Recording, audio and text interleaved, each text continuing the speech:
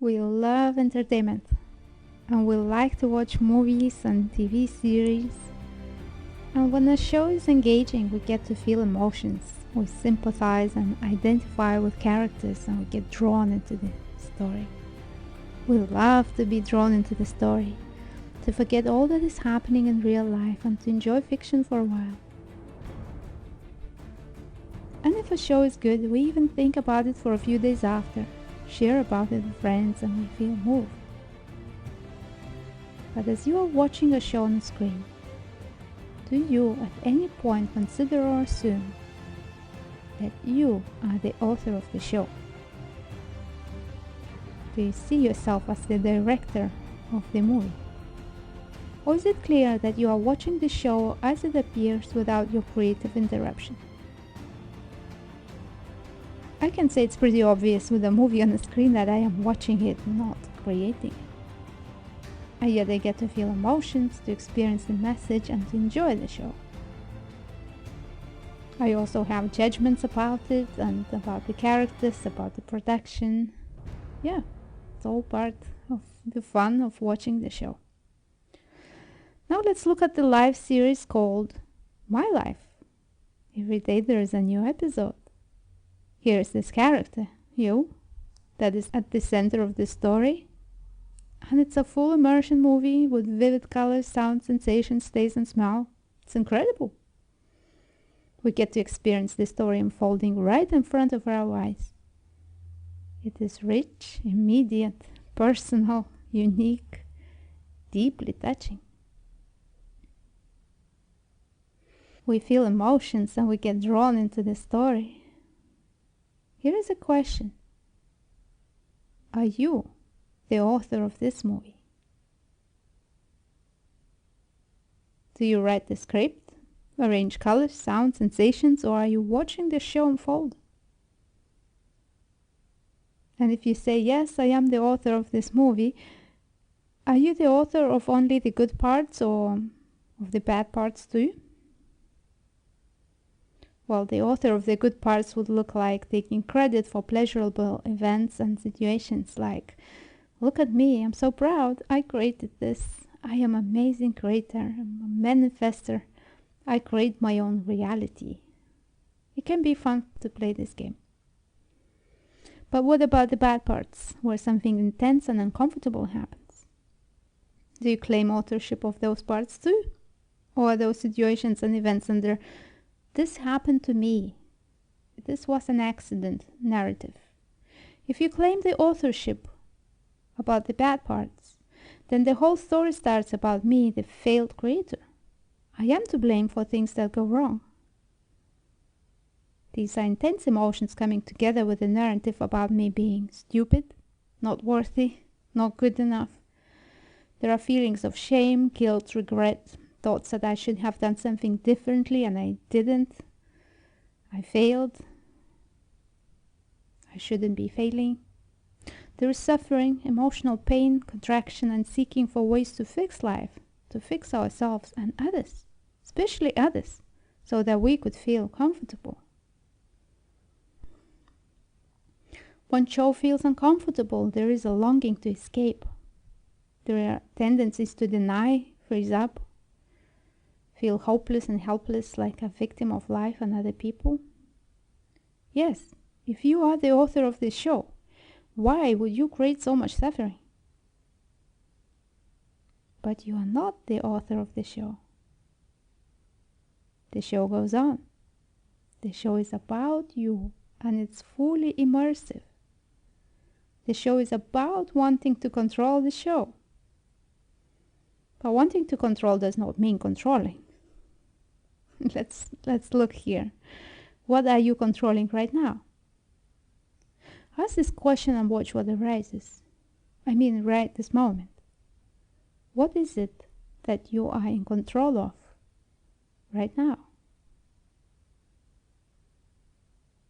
Are you in charge of the visuals? Do you make colors appear? Do you choose the tone, the brightness, contrast, or vividness of colors that are presently here? Can you swap colors like in Photoshop or just the intensity? I can't. I see what is here. I see what is being shown. And I did not create colors, nor do I know how they show up. I can repeat some learned explanations about light hitting the retina and signals in the brain, but this is something I have learned. This is the mind's attempt to understand. But I don't know. I see what is here. Now let's look at the sounds. Listen.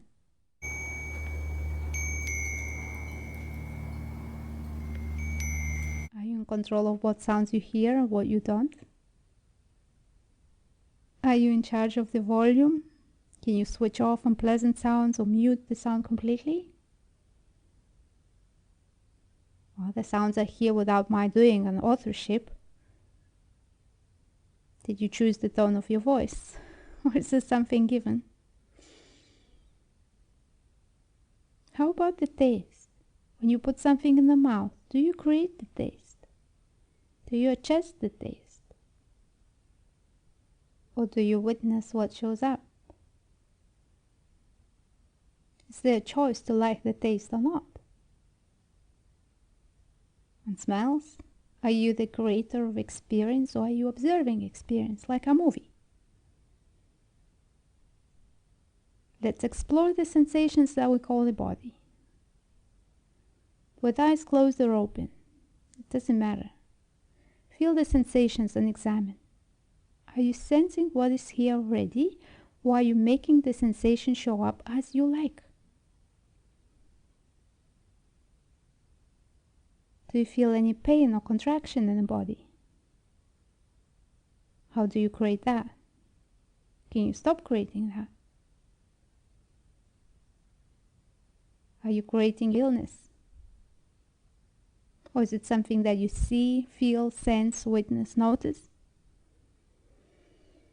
And the character. Did you create the genetics, the looks, the size, the shape of the body, the color of the eyes, or the environment that shaped likes and dislikes and other attributes? Did you choose your talents and weaknesses like in a computer game, creating a character? Did you choose your parents, your dreams, fears, traumas, and psychological makeup? It's pretty obvious and simple that perceiving equals witnessing what is already here, and there is no need to claim authorship. But how about thoughts? Are they showing up too, or are they your deliberate creation? If you are the author of thoughts, do you know what thought comes next before it arrives? Are you deliberately repeating old painful stories about the past, or are you seeing them playing out over and over and over again? Are you creating anxious and fearful thoughts about the future on purpose, or are they running by themselves? If you think, you are the thinker. Isn't that another thought that shows up? And yes, we do feel emotions. We feel that some thoughts arise together with a sting or a hit of pleasure. So looking closer at feelings and emotions, are you making them happen? The usual argument against this is, but I am making choices and decisions. I can raise my hand, I can choose what I want to do and do it. And the question here is, how did that thought to raise a hand arrive? Was it an impulse to do that before action and narrative? And where did that impulse come from? Why a hand, not a leg? And why now, not 3 seconds later? You can see how everything works in synchronicity in nature. When conditions come together, something happens. Like a leaf on a tree moves depending on the wind. A leaf does not decide to move by itself out of its own free will, but it is moved by the whole. So are we. We are beingness showing up as humans. We are existence showing up as all of us. Just like a wave is an appearance on the surface of the ocean, inseparable from the ocean, so is the mind. It is a wave on the ocean of consciousness, It is quite funny to think that a wave controls the ocean, or that a wave creates the ocean and is in charge of what the ocean does. But as a human, we feel that we are separate individuals in charge of our own lives, as if life can be separated into tiny pieces that run their own show.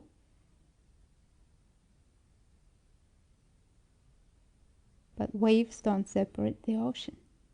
It is the ocean that waves. When I was seeking, the last question I asked was, is Ilona running the show?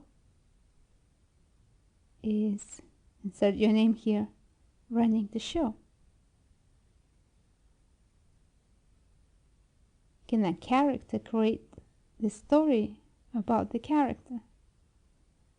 Or can a character wake up from the movie and walk away? That could be a fun movie to watch, how this character becomes aware of being fictional. What a twist. Well, there is nobody here running the show, so it's okay to let the show continue, allowing all that shows up to be as it is, allowing today's episode to unfold without fighting it. Why not? We try to control the show, we try to fight against it. Perhaps it's time to let go of wanting to control it, just to see what happens. And here is the best bit. When you are watching a movie on the screen, you know that you are safe. Or you can be watching a horror scene or intense emotional drama, you know that you are safe. So is with this series about your life. You are safe right now. This very moment, you don't need to think. You can notice. Simply ask this question and see what is experienced. Are you safe right now? Do you feel safe to see colors, hear sounds, feel sensations, taste and smell? Do you feel safe to feel emotions? Is it safe to see intensely bright colors and hear very loud sounds or smell something disgusting? How about very deep, intense emotions? Is it safe to feel?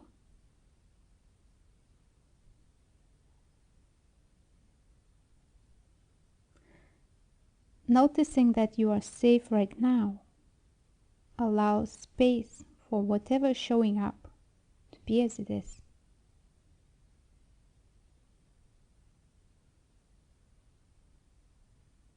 Okay, so the story about the life of this character is unique and personal, but is it yours? Do you create it? Do you sometimes spill your drink or drop and break something precious on the floor because you want to do that? Do you make unpleasant situations out of your own free will? Play with these questions and find out the truth of your experience. Is this episode of a live show about you fun, or does it feel like a struggle? The answer lies in unconscious fighting what is. Notice, is there a resistance to what comes up in the show? Do you feel that you have to manage the show, to fix what is happening when the show is uncomfortable? Do you try to escape your life? Do you try to run away from where you are, from people, from your work, from your feelings? These patterns are unconscious. Can you see that we have learned to do this from our parents, other people, culture, and social structures? It seems that there is something better and that we have to seek that. Do you notice that in your experience? If you notice that, it's no longer unconscious. And little by little, these patterns can drop. All it takes is becoming consciously aware of what is showing up and allowing all to be as it is.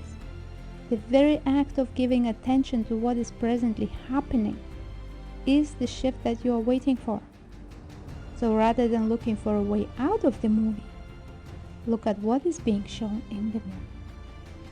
See it as you have never seen this before. Feel emotions deeply. Explore your experience. And don't compare it to other people's experiences. Your experience is unique and incomparable. You have all you need already. So why are you going to fight it? Why are you going to allow it? This is the real question. The life show flows freely. As people, situations, feelings, thoughts, judgments, resistance, allowing, and all are included. If something is not yet included, it will keep coming up, asking to be allowed. Knowing this, the life show about you can soften up, be more peaceful, and then there is place for joy in experiencing being here, and fun in being you. Thank you for watching this video. I appreciate your feedback and sharing.